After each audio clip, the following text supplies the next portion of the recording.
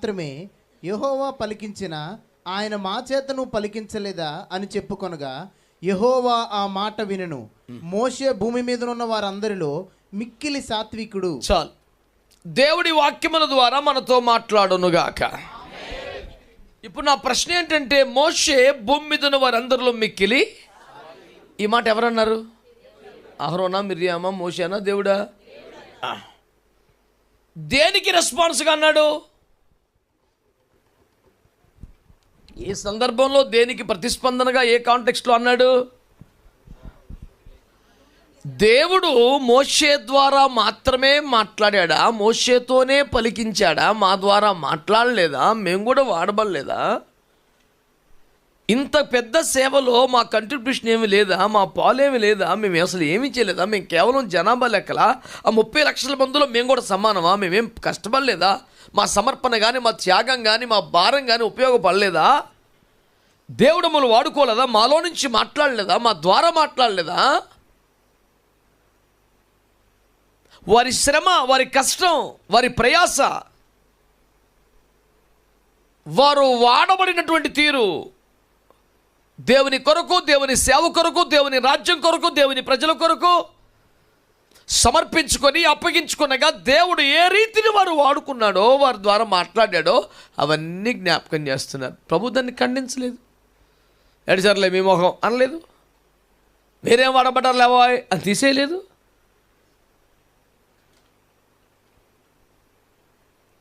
కానీ దానికి భిన్నంగా మాట్లాడాడు. వాళ్ళు దేవుని కొరకు ఏం చేశారో, దేవుని కొరకు ఎంత ప్రయాసపడ్డారో, దేవుడు వారిని ఎలా వాడుకున్నాడో వాళ్ళు చెప్తున్నారు. అదంతా నిజమే, దాన్నేమి కాదనకుండా దేవుడు మీరు కూడా వాడబడ్డారులే, కానీ మోషే సాత్వికుడు.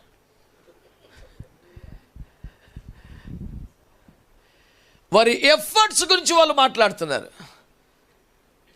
వాళ్ళ క్యారెక్టర్ గురించి దేవుడు మాట్లాడుతున్నాడు. I hope you got the point. దేవునికి స్తోత్రం చెప్పండి. వాళ్ళు ఎంత కష్టపడ్డారో, ఎంత త్యాగం చేశారో, ఎంత కృప పొందారో, దేవుడు వారిని ఎలా వాడుకున్నాడో, వారి ద్వారా దేవుడు మాట్లాడగా ప్రజలు ఏ విధంగా స్ఫూర్తి పొందారో, ఇవన్నీ 100% నిజమేనండి. ఎవరు కాదన్నారు?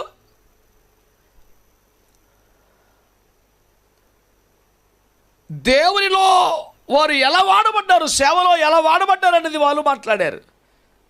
కరెక్టేలే, కానీ మోషే చాలా సాత్వికుడయ్యా.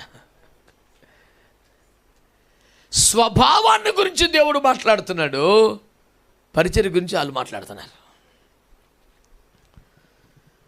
నేను ఇక్కడ మీరందరూ దృష్టి పెట్టాలని కోరుకున్నది ఏంటంటే, మనుష్యుని కోణం ఎలాగుంది, దేవుని కోణం ఎలాగుంది ఒకసారి ఆలోచించండి. మన దృష్టి, మనం దేవుని కోసం ఎంత కష్టపడుతున్నాం, ఎంత ఖర్చు పెడుతున్నాం, ఎంత ప్రయాసపడుతున్నాం. నేను దేవుడి పని చేశాను కదా, నేను కూడా ఇలా వాడబడ్డాను కదా, నేను కూడా ఇలా ఆ రోజు నేను మాట్లాడితే పలానా వారు బలపరచబడ్డారు కదా, పలానా కుటుంబాలు అసలు నేనే కదా నడిపించాను. ఇవన్నీ 100% నిజమే. దాన్ని దేవుడు ఏం కొట్టివేయట్లేదు, కాదంటలేదు. దానికి తగిన రివార్డ్ ఉంటుంది. మనకు బహుమతి ఇచ్చేవాడు, మనకు ప్రతిఫలం ఇచ్చేవాడు మన దేవుడే. ఏ చిన్న ఎఫర్ట్ కూడా నెగ్లెక్ట్ చేయడు, దాన్ని బైపాస్ చేసాడు, ఉంచుతాడు. దాన్ని రికార్డులో ఉంటుంది. మనము దేవుని కొరకు ఏం చేసామా అన్న దాని మీద మన దృష్టి ఉంటుంది. మనము దేవుని లాగే ఉంటున్నామా లేదని ఆయన దృష్టి ఉంటుంది. ఈ రెండిటికి మ్యాచ్ అవ్వక క్రిస్టియానిటీ ఎక్కడికక్కడే చతికిలబడి ఉంది. ఆయన మనలో చూసేదే వీడు ఇంకా నాలాగా మారుతున్నాడా లేదా అని చూస్తుంటాడు. మనం చూసేది ఏంటందుకే పాపం మన దేవుడు మన కోసం ప్రాణం ఇచ్చాడు, చాలా కష్టపడ్డాడు, మనం కూడా కొద్ది గొప్ప చెబితే ఎలా ఉంటుందని మనం ఏదో చేసేస్తుంటాం.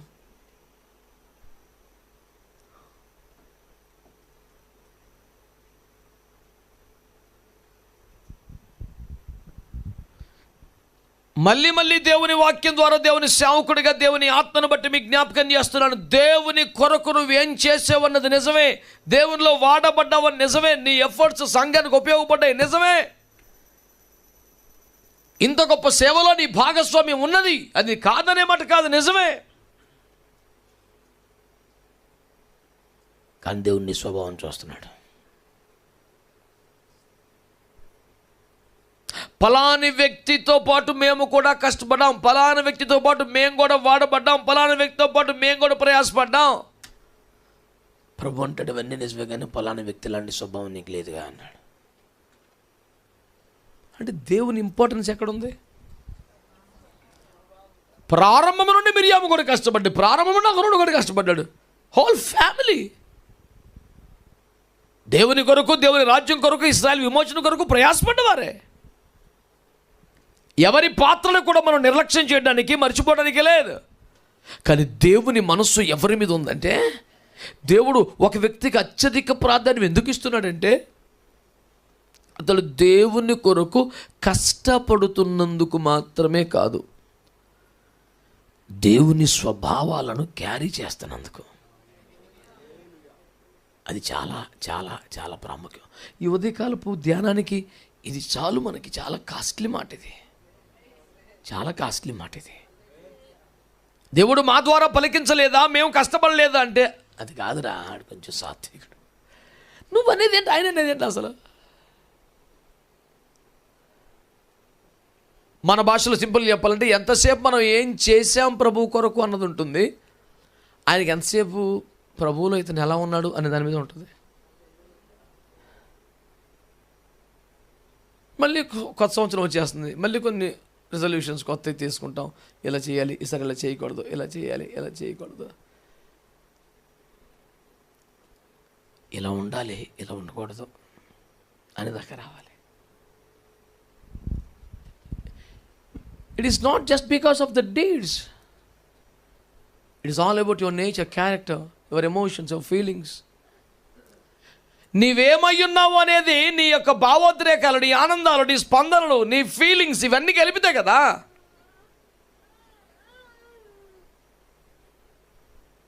దేవుని కొరకు ఎంత చేసావు అనేది ఒక్కటే క్యాలిక్యులేట్ అవ్వదు. ఇది ఒక్కటి సీరియస్గా తీసుకోండి.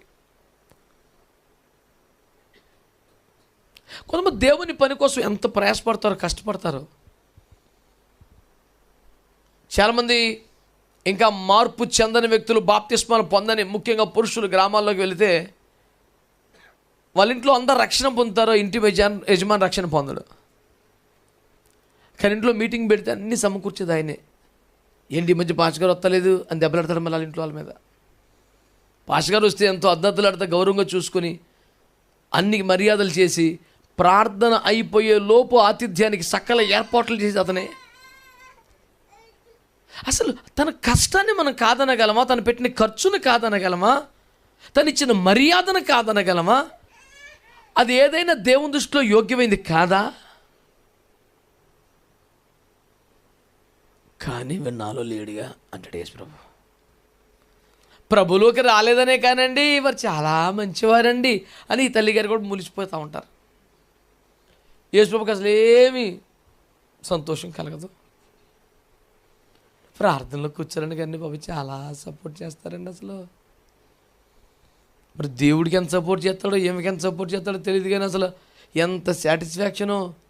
ప్రభు అంటాడు, ఎన్ని చేస్తే సుఖం ఏంట్రా, నాలోకి రావట్లేదు, నాలో నివసించట్లేదు, నాలో అంటుకట్టట్లేదు, నాకు దూరంగానే ఉంటున్నాడు, ఇంకా చెప్పాలని నన్ను దూరంగానే పెడుతున్నాడు అని నేను ఫీల్ అవ్వడా? కనుక దేవుని సంఘములో, దేవుని సేవలో, దేవుని రాజ్యములో, దేవుని పనిలో మీరు కొద్ది గొప్ప కష్టపడుతున్నారో, పోనీ ఎక్కువే కష్టపడుతున్నారో, ఎంతో ప్రయాసపడుతున్నారో, దట్స్ వెరీ గుడ్, కాదనడానికి ఏమి లేదు. కానీ ప్రభువులో మీరు అలాగున్నారు, మీ క్యారెక్టర్స్ ఎలాగున్నాయి, మీ ఎమోషనల్ బాండేజెస్ ఏమన్నా మారినాయా, ఫస్ట్ నుంచి అవి ఎలాగ ఉన్నాయా? నీ భావోద్రేక సంబంధమైన సంబంధాలు ఎలా ఉన్నాయి? నీ అనుభూతులు, అనుభవాలు, ఆనందాలు ఎలా ఉన్నాయి? మేము కూడా చాలా ప్రయాసపడ్డామండి అని అహరోను మిరియాము అంటే, అవునులే, కానీ అతను సాత్వికుడు.